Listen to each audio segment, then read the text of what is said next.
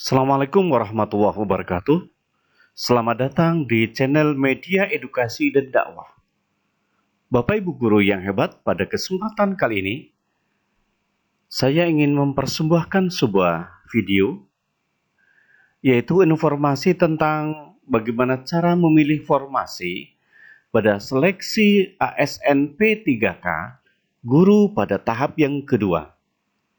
Silakan tonton video ini, dan jika video ini bermanfaat untuk Bapak Ibu sekalian, maka mohon untuk dapat menekan tombol subscribe, kemudian like, dan tekan tombol loncengnya dan share kepada teman-teman yang lain, agar teman yang lain juga dapat mengetahui tentang informasi penting ini tentang seleksi P3K di tahap yang kedua.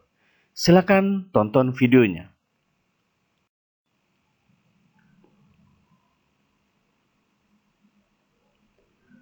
Bapak Ibu guru yang hebat, cara memilih formasi P3K guru di tahap yang kedua adalah: yang pertama, pilih jenis seleksi P3K yang guru. Jadi yang Bapak Ibu ambil atau yang dipilih adalah yang P3K guru.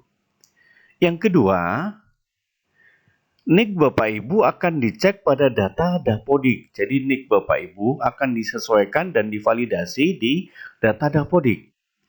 Yang ketiga, bagi Bapak Ibu yang datanya sudah ada di data kualifikasi pendidikan dan atau sertifikat pendidik pada Dapodik, maka melanjutkan pemilihan formasi. Jadi Bapak Ibu yang datanya sudah ada kualifikasi pendidikannya, yaitu kualifikasi pendidikan S1 sesuai jenjangnya, kemudian sertifikat pendidik sesuai dengan yang ada di Dapodik, maka Bapak Ibu dapat melanjutkan pemilihan formasi.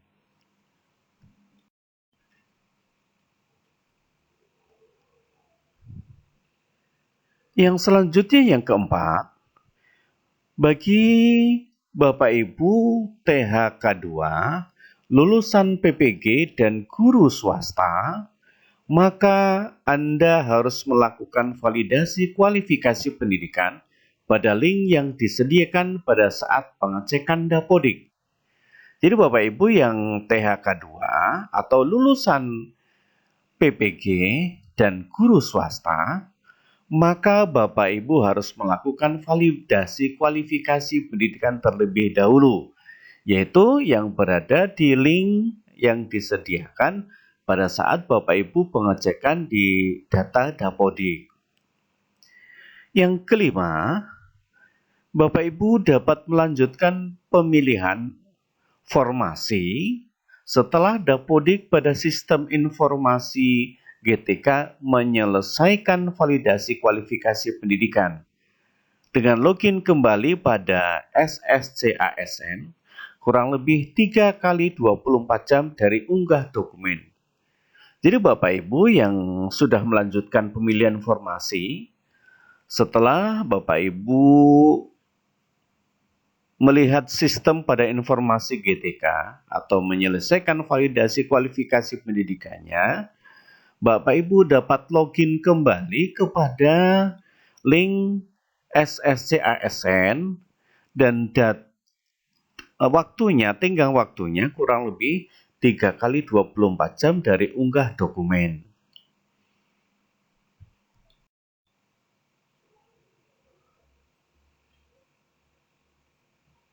Selanjutnya Bapak Ibu yang hebat, nomor 6 adalah pemilihan jabatan yang tersedia berdasarkan surat edaran Dirjen GTK terhadap sertifikat pendidik dan atau kualifikasi pendidikan yang Anda miliki.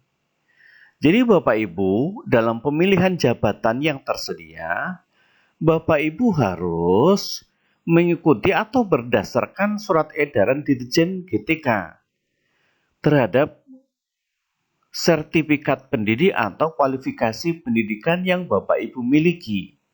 Jangan Bapak Ibu memilih jabatan yang tidak sesuai dengan kualifikasi yang Bapak Ibu miliki. Dilihat dulu dengan jabatan kualifikasi Bapak Ibu atau ijazahnya apa, maka sesuaikan di situ pada pemilihan jabatannya. Yang ketujuh, lengkapi data yang harus diisi.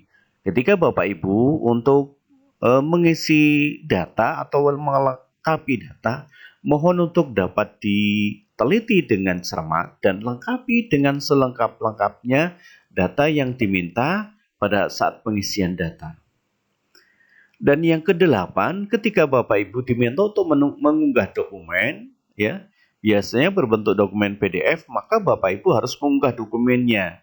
Ketika Bapak Ibu tidak melengkapi mengunggah dokumen, maka persyaratan tersebut akan berkurang.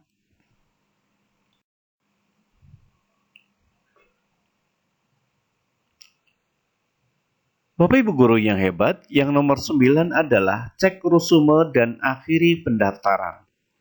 Bapak Ibu setelah mengunggah dokumen, kemudian Bapak Ibu cek kembali resumenya. Dan setelah itu Bapak Ibu harus mengakhiri pendaftarannya. Dan yang ke-10, Bapak Ibu harus mencetak kartu informasi akun dan kartu pendaftaran Bapak Ibu sekalian. Jadi jangan lupa ketika Bapak Ibu sudah menyelesaikan mengakhiri pendaftarannya, Bapak Ibu harus mencetak kartu informasi akun dan kartu pendaftaran Bapak Ibu sekalian. Biasanya diunduh dulu kemudian di PDF-kan, kemudian Bapak Ibu cetak kartu tersebut. Karena kartu tersebut adalah merupakan bukti bahwa Bapak Ibu sudah mendaftarkan P3K di seleksi yang tahap kedua ini.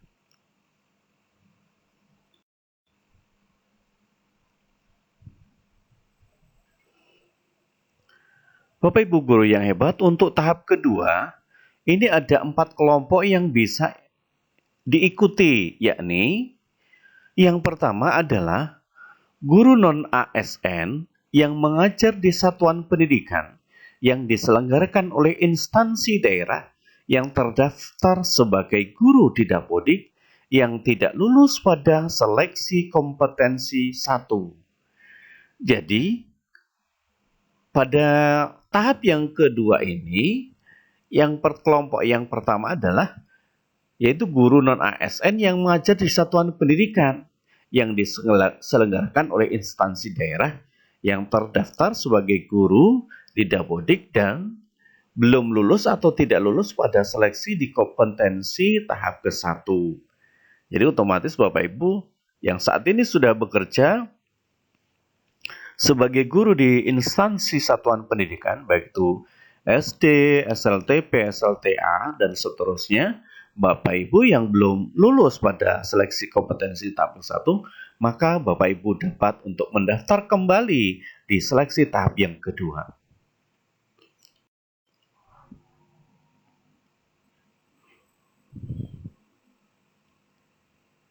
Yang kedua yaitu tenaga honorer X kategori 2 sesuai dengan database tenaga honorer Badan Kepegawaian Negara yang tidak lulus seleksi kompetensi 1.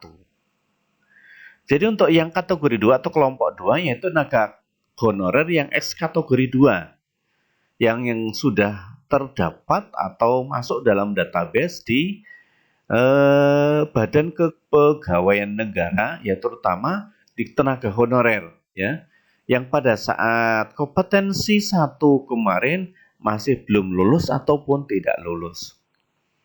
Yang ketiga, guru swasta yang mengajar di satuan pendidikan yang diselenggarakan oleh masyarakat dan terdaftar sebagai guru di Dapodik. Ini merupakan sebuah gambar gembira yang ketika di kompetensi 1 atau tahap 1, guru swasta belum diperbolehkan atau tidak ada ruangnya atau kualifikasinya, maka di tahap kedua ini guru swasta bisa untuk mengikuti mendaftar, ya, dengan catatan sudah mengajar di satuan pendidikan dan terdaftar di Dapodik. Dan yang keempatnya, yaitu lulusan pendidikan profesi guru yang belum menjadi guru dan terdaftar di database lulusan pendidikan profesi guru Kemendikbudristek. Jadi kalau ada teman-teman yang sudah lulus profesi guru, walaupun belum menjadi guru di satuan pendidikan, asalkan sudah masuk dalam database lulusan pendidikan profesi guru di Kemendikbudristek, maka diperbolehkan untuk mengikuti pendaftaran seleksi P3K di tahap kedua. Ini juga merupakan kabar peluang baru bagi yang sudah lulus di profesi guru dan yang saat ini belum mengajar atau belum mendidik di satuan pendidikan tertentu. Nah, itulah 4 kategori yang bisa mendaftar di seleksi P3K di tahap yang kedua ini.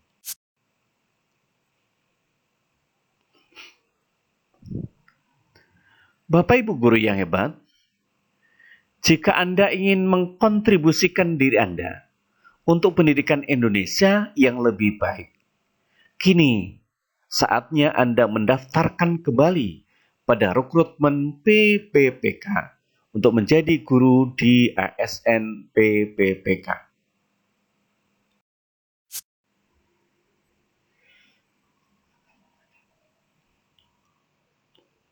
Terima kasih Bapak Ibu sudah menonton video ini, dan jika video ini bermanfaat, mohon untuk dapat menekan tombol subscribe, like, dan share kepada teman-teman yang lain, agar teman-teman yang lain juga dapat mendapatkan informasi penting ini yang sama-sama ingin mendaftar P3K di seleksi tahap yang kedua ini.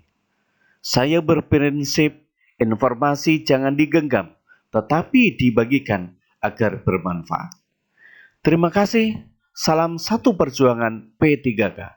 Semoga Bapak Ibu berhasil dan good luck. Terima kasih. Assalamualaikum warahmatullahi wabarakatuh.